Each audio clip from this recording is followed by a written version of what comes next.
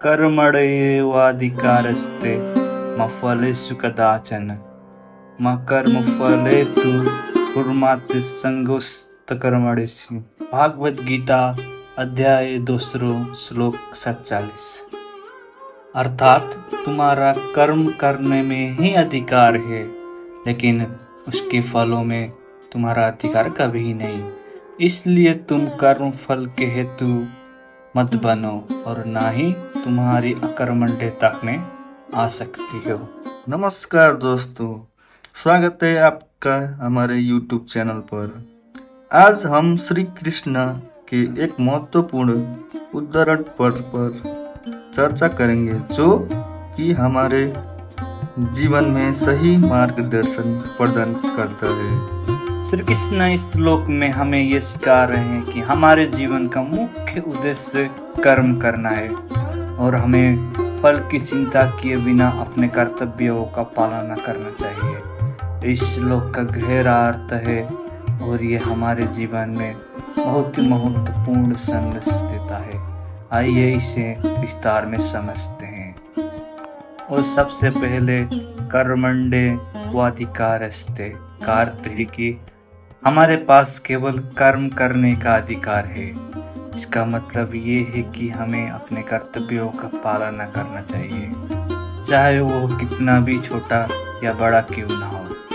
किसी भी कार्य को करते समय अपने कर्तव्यों का पालन पूरी निष्ठा और ईमानदारी से करना चाहिए। दूसरा भाग में मा फलेषु कदाचन का अर्थ है कि हमें कर्मों के फलों की चिंता नहीं करनी चाहिए।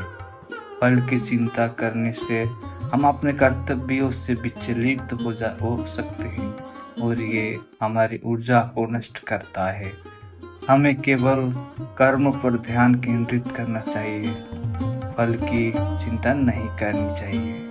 इसका तीसरा भाग में माँ कर्म फल हेतु पूर्व का अर्थ है कि हमें कर्म फल के लिए प्रेरित नहीं होना चाहिए। जब हम केवल फल की आशा में कर्म करते हैं तो हमारी निष्ठा और समर्पण कम हो जाता है।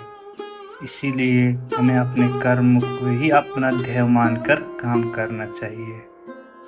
उसके बाद उसी श्लोक के अंतिम भाग मां मत्ते संगोऽस्ते कर्मणि का अर्थ है कि हमें कर्मण्यता यानी कर्म ना करने में आसक्ति नहीं होनी चाहिए। आलस्य और निष्क्रियता में हमें पीछे धकेलती है और हमें विकास में बाधा डालती है।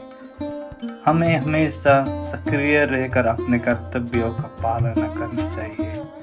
इस उदाहरण के माध्यम से श्री कृष्ण हम सिखाते हैं कि कर्म करना ही हमारे जीवन का सच्चा मार्ग है। हमें अपने कर्तव्यों का पालन पूरी निष्ठा और ईमानदारी से करना चाहिए और फल की चिंता छोड़ देनी चाहिए। इस प्रकार हम न केवल अपने जीवन को सफल बना सकते हैं, बल्कि समाज और देश के विकास में भी योगदान दे सकते हैं। दोस्तों, ये थी हमारी आज की चर्चा श्री कृष्ण के इस महत्वपूर्ण उदाहरण पर।